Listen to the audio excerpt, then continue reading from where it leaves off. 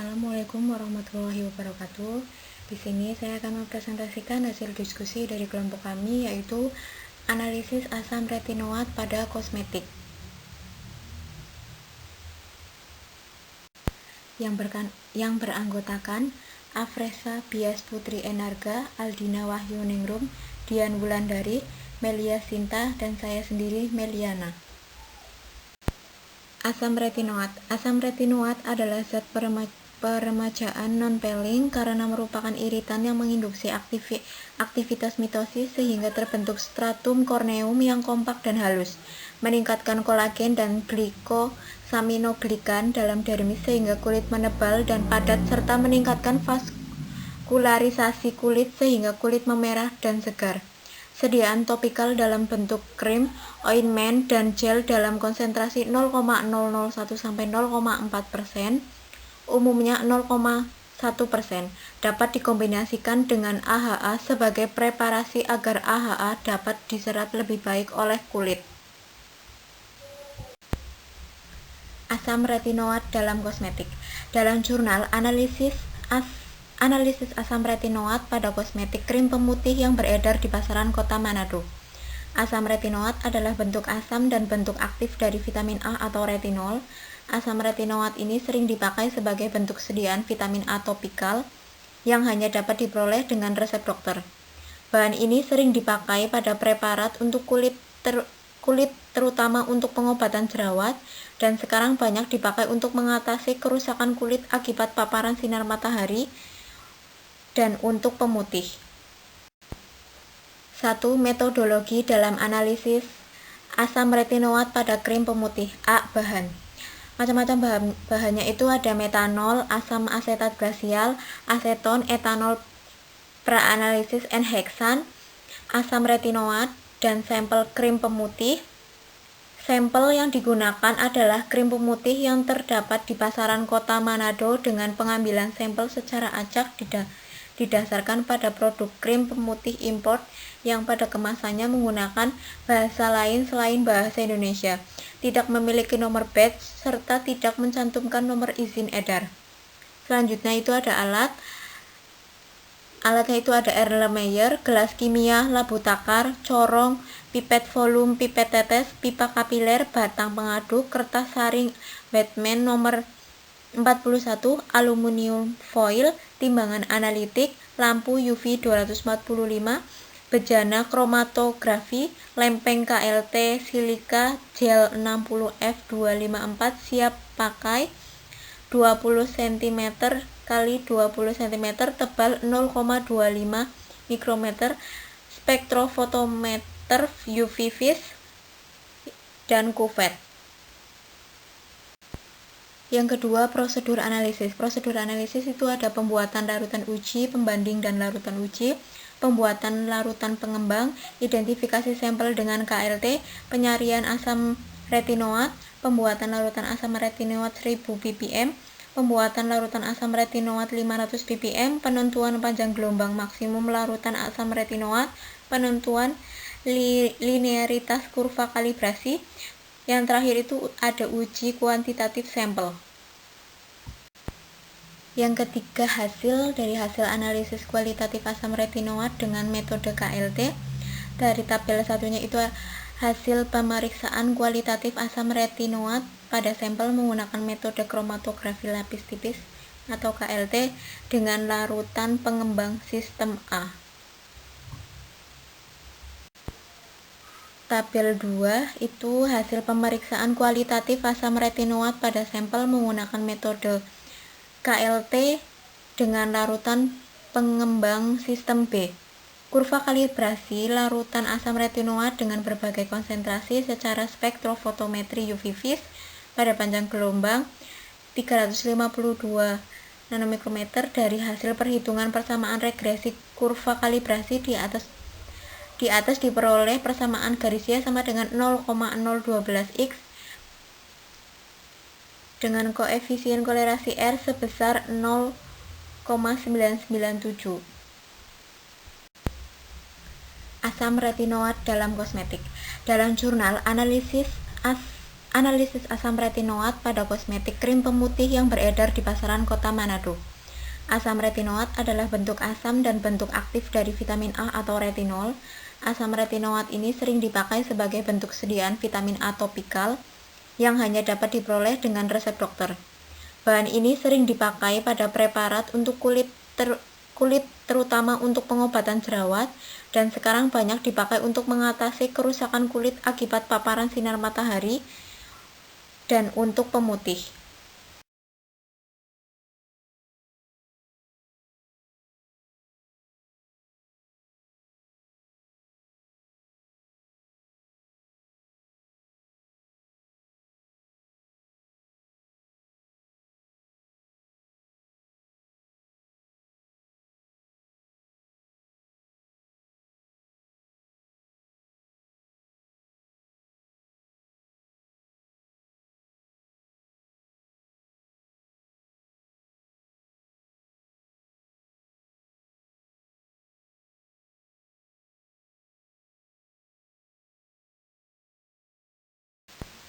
Selanjutnya D.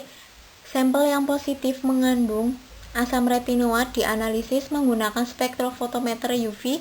Hasil penelitian menggunakan bahwa nilai absorbansi dan panjang gelombang asam retinoat untuk baku asam retinoat pada konsentrasi 30 ppm, yaitu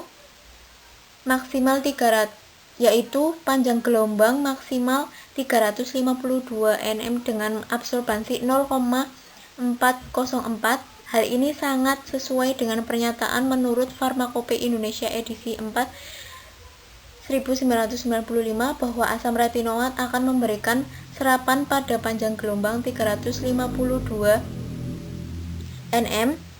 Nilai absorbansi pada panjang gelombang 352 nanometer untuk sampel pembanding yaitu 0,054 dan 0,53. Untuk sampel C yaitu 0,036 dan 0,034. Untuk sampel D yaitu 0,038 dan 0,037.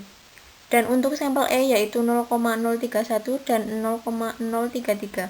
Kadar asam retinoat pada sampel pembanding dan ketiga sampel uji yaitu kadar pada sampel pembanding sebesar 0,054% dan 0,051%.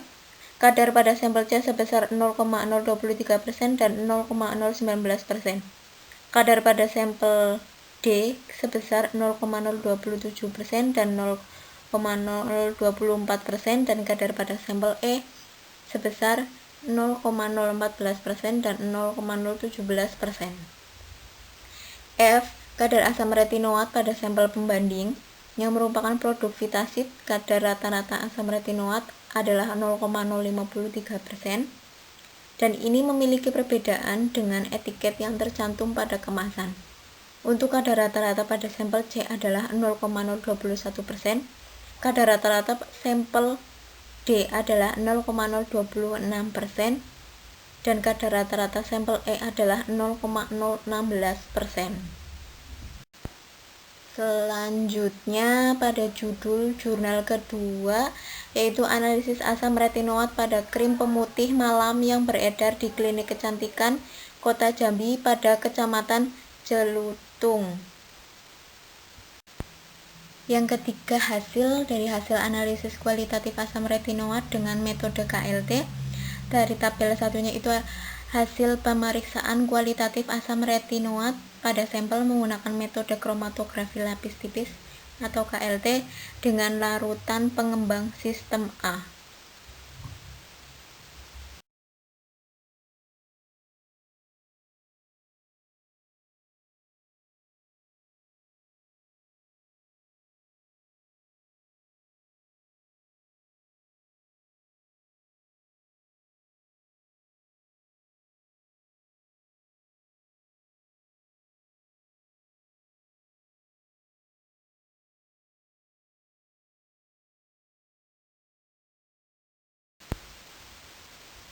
Satu, metode penelitian A. Alat penelitian yang digunakan adalah seperangkat alat KCKT LC6AD yang dilengkapi detektor UV vis, kolom C18, ukuran partikel sentrifugator, glassware, Erlenmeyer, gelas ukur, batang pengaduk, spatel, tisu, lemari pendingin, timbangan analitik, oven, sonikator, vortex mixer, gelas objek, dan pH meter. Bahan yang digunakan adalah baku pembanding asam retinoat, aqua bidestilasi, asetonitrit, asam fosfat, dan sampel krim pemutih yang diduga mengandung asam retinoat yang dijual di klinik dan salon kecantikan Kecamatan Jelutung, Kota Jambi. Kedua, validasi metode penelitian. Kurva baku asam retinoat. Larutan baku asam retinoat konsentrasi 10 ppm di pipet sebanyak 2, 4, 6, 8, 10 ml.